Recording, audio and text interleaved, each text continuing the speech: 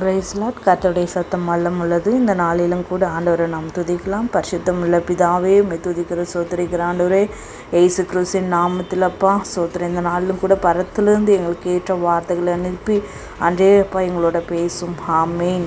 இந்த நாளில் ஏசப்பா நமக்கு கொடுக்குற வசனம் பார்த்திங்கன்னா மத்தேயு 22ஆம் அதிகாரத்தில் 37வது வசனத்தில் இயேசு அவனை நோக்கி, உன் தேவனாகிய கர்த்தரிடத்தில் உன் முழு இருதயத்தோடும் உன் முழு ஆத்துமாவோடும் உன் முழு மனதோடும் அன்பு கூறுவாயாக. இது முதலாம் பிரதான கற்பனை அப்படின்ட்டு ஏசப்பா சொல்லியிருக்கிறார். அப்போ பாருங்க, ஆண்டு என்ன நம்மக்கிட்ட எதிர்பார்க்குறாரு?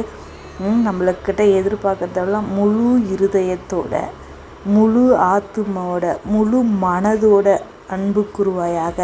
நம்ம நினைப்படுவோம்னா ஆசீர்வாதம் வந்தால் ஒரு தோற்றம் இருக்கும், ஆசீர்வாதம் இல்லை ஒரு தோல்விக்குள்ளே நடந்து போயிட்டுருக்குன்னா அப்போ ஒரு தோற்றங்கள் இருக்கும்.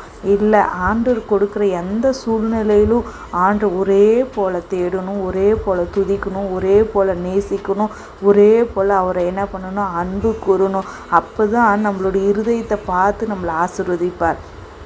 ஆண்டவர் இல்லைன்னா நாம் என்ன பண்ணுவோம், ஒரு நம்மளுக்கு தோல்விகள் வரும்போது சோர்ந்து போயிடுவோம். அப்போது நம்ம ஜெபிக்கலாமா வேணாவா, ஆண்டுக்கிட்ட போகலாமா வேணாவா, பைபிள் வாசிக்கலாமா வேணாவா அப்படின்ட்டு நம்ம என்ன பண்ணிட்டு யோசிச்சுட்டு அந்த கோவத்தில், அந்த வெறுப்பில், அந்த தோல்வியின் அந்த தோற்றத்தில் நம்ம ஆண்டவே மறந்து போயிடுவோம். அப்படியே சில நாட்கள் போகும், அப்படியே நம்ம ஆண்டு விட்டு தூரமாக போயிடுவோம்.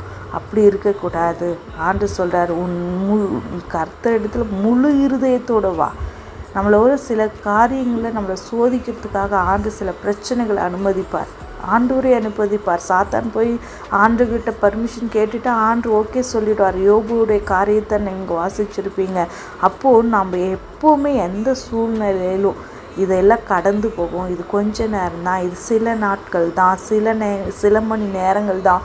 அதனால் அடுத்த சூழ்நிலைகளுக்குள்ளே அப்பா என்னை நடத்துவாருன்ற அந்த உங்களுக்கு ஒரு முழு இருதயத்தோடு ஆண்டை என்ன பண்ணணும், நேசிங்க, அவர் இடத்துல அன்பு கூறுங்க, அவரை தேடுங்க, உங்கள் வாழ்க்கையில் செழிப்பு உண்டாகும். ஜெபம் பண்ணலாம்.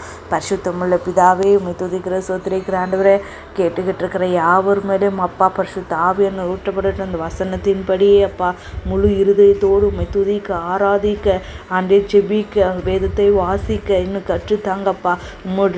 முன்றையில் நடந்த அன்றே கிருபை தாங்கன்னு சொல்லி நான் ஜெபிக்கிற தடைகள் எல்லாம் மாறட்டும். ஆவியானவர் அப்பா இவங்களை கரம் பிடித்து அன்றே சோத்திரப்பா நல்ல இருதயத்தோடு இன்னும் அதிகமாய் துதிக்க, எந்த பிரச்சனை வழியாக போயிட்டு இருந்தாலும் அந்த பிரச்சனையெல்லாம் மறந்து ஆண்டுடைய சமூகத்தில் போய் உட்கார்ந்து வேதத்தை வாசித்து நல்ல ஜெபம்